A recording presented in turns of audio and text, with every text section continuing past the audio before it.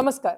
રામ જન્મભૂમિ પર મંદિર જ્યારે ભવ્યાતિભવ્ય બની રહ્યું છે ત્યારે દેશનો મોટા ભાગનો હિસ્સો એવું બને છે કે એવું ઈચ્છે છે કે આ કાર્યમાં કોઈને કોઈ રીતે પોતાનું યોગદાન આપી શકે, અને એટલે જ એક નાની ખિસકોલી જે રામ સેતુમાં ઉપયોગમાં આવી હતી એવી ઈચ્છાથી ઘણા બધા લોકો પોતાનાથી થઈ શકે બધું આપવા માટે તૈયાર છે, અને એટલે જ તમને આ બધા દ્રશ્યો અહીંયા દેખાઈ રહ્યા છે.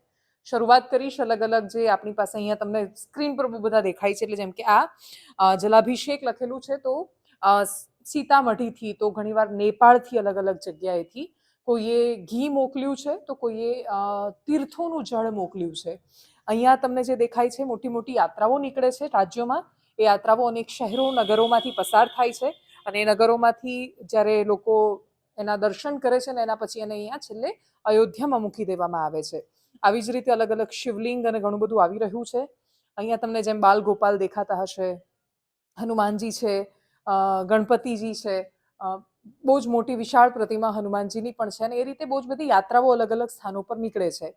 આ પણ ઘણા બધા લોકો, કોઈ ઉત્તર પ્રદેશથી આવેલું છે, કોઈ બિહારથી આવેલું છે, કોઈ અસમથી આવેલું છે. મતલબ કે બની શકે એટલા દેશના ખૂણાઓમાંથી, રાજ્યોમાંથી અહીંયા પહોંચાડવાની કોશિશ કરવામાં આવી છે. અને એટલે જ આ જગ્યા તમને એટલા માટે બતાવી રહી હતી કે જેથી તમને અહેસાસ થાય કે રામ મંદિર માટે દેશના અલગ અલગ ખૂણાઓમાં લોકો કેવી રીતે મહિનાઓથી એની તૈયારી કરી રહ્યા છે कि हमें हमारू थोड़ू योगदान आपी શકીએ.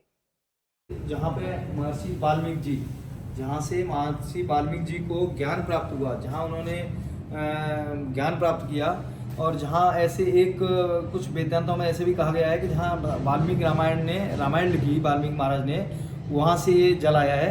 ये भी जलाभिषेक के लिए प्रयोग में लिया जाएगा ये रथ. और ये हमारे पास जो बैलों के साथ गाड़ी आई थी, रथ आए थे, उसमें गणेश जी महाराज को इष्ट देव बना के लाए थे वो, और गणेश जी महाराज उसमें सबसे आगे चल रहे थे, आगे वाले रथ में.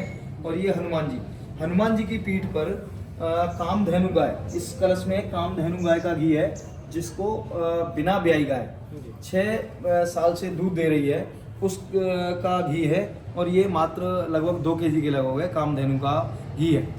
और इधर आप देखेंगे ये घी है जो ये आया है अपने महुआ से, उत्तर प्रदेश. ये वाला महुआ उत्तर प्रदेश से आया है. ये भी पैदल लेके आए यहाँ तक. अच्छा. और यहाँ समर्पण करके गए.